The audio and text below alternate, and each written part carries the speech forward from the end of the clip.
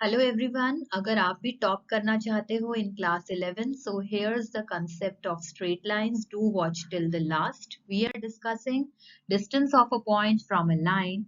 अगर लाइन की इक्वेशन है ax plus B Y plus C equal to 0 और एक पॉइंट है x1 y1, उससे परपेंडिकुलर डिस्टेंस हमें निकालना है कि पॉइंट लाइन से कितने डिस्टेंस पे लाई करता है.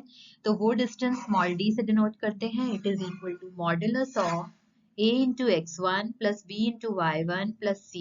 ये मॉड्यूलस वैल्यू लेंगे, पॉजिटिव होगा क्योंकि डिस्टेंस है, divided by under root of a square plus b square. Right. इसी तरह अगर हमारे पास दो पैरेलल लाइंस हैं, पैरेलल लाइंस वो होंगी जिनकी स्लोप सेम होती है. तो लेट से एक इक्वेशन है y equal to mx plus c1, एक है y is equal to mx plus c2. Right. इन दोनों लाइंस के बीच में परपेंडिकुलर डिस्टेंस कितना होगा? d is given by modulus of c1 minus c2 whole divided by under root of 1 plus m square. Right.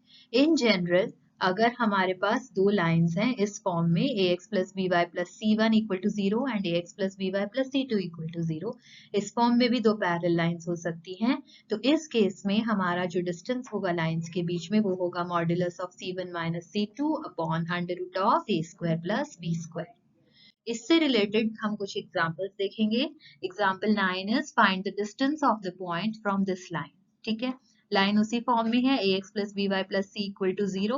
a 3 हो जाएगा, b minus 4 हो जाएगा, c माइनस 26 हो जाएगा. पॉइंट के कोऑर्डिनेट्स गिवन है x1 y1 3 और माइनस 5. इस फॉर्मूला में सब कुछ सब्स्टिट्यूट करेंगे, पॉजिटिव वैल्यू लेंगे, 3/5 is the answer. 10th example है find the distance between these two parallel lines. ठीक है, ये दोनों पैरेलल लाइंस हैं. a की वैल्यू 3 हो जाएगी, b माइनस 4 हो जाएगा, c1 7 है और c2 5 है. फॉर्मूला में पुट करेंगे values, we get the result as 2/5.